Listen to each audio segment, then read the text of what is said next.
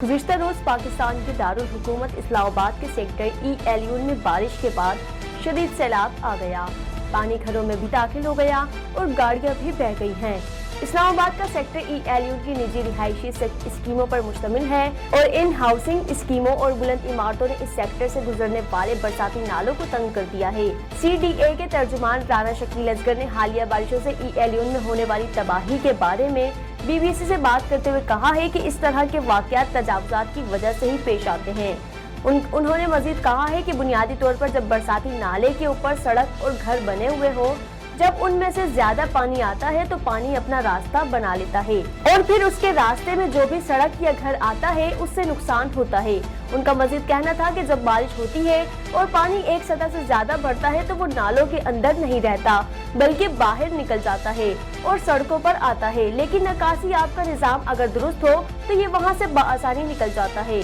वाज़ेह रहे कि इस्लामाबाद के वफाकी तरक्याती इदारे CDA की जानिब से सैलाबी पानी के बायस फैलने वाले कचरे की सफाई का काम तो जारी है, ताहम CDA हुकाम का कहना है कि सेक्टर ई-एलियून के जिस हिस्से में सबसे ज्यादा तबाही हुई है वो एक निजी सोसाइटी है जो CDE की हुदूद में नहीं, लिहाजा वहाँ से DA की अमलदारी नहीं होती, लेकिन उसके बावजूद भी CDE ने वहाँ जाकर काम किया है। राना शकील असगर ने इस बारे में बात करते हुए बताया है कि अगर कोई जमीन किसी शख्स की निजी मलकियत है और वो आदमी उस पर अपनी सोसाइटी बनाना चाहता है तो वो CDA को उसका नक्शा जमा कराता है और CDA अपने कवानीन के तहत इन नक्शों को देखता है। अगर वो नक्शे CDA के कवानीन के मुताबिक हो फिर NCOC जारी किया जाता है। उन्होंने मजीद कहा है कि ई-एलियून का पूरा सेक्टर निजी सोसाइटियों का सेक्टर है, ना तो जमीन CDA की है और ना CDA ने वहाँ कोई प्लॉट बेचा है। उन्होंने तफसीलात बताते हुए कहा है कि जिस सोसाइटी से हालिया बारिशों से सबसे ज्यादा तबाही हुई है, जब ये बन रही थी तो शुरू में ही उन्होंने अपना लेआउट प्लान CDA को जमा कराया था, जिस पर CDA ने एतराज किया था क्योंकि कुछ सड़कें जो तजवीज़ की गई थी वो नालों की जगह पर थी। उनका मजीद कहना था कि मुतल्लिका सोसाइटी का प्लान मंजूर कर लिया गया है, लेकिन मजीद खिलाफ वर्जियों की वजह से उसे कैंसिल कर दिया गया है और NCOC जारी नहीं किया गया। ई-एलियून में कायम इन निजी सोसाइटियों के बारे में बात करते हुए राना शकील असगर ने बताया है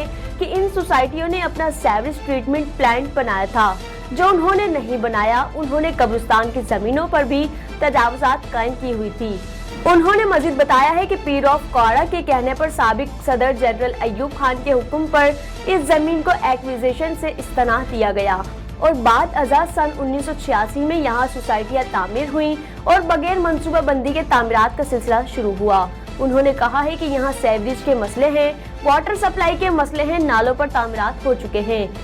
वकील काशिफ अली मलिक ने खबरदार किया है कि बगैर मंजूरी के जिस तरह की गैर कानूनी तामीरात ई-एलियून में हो चुकी है तो मुस्तकबिल में ऐसे हादसात मजीद हो सकते हैं।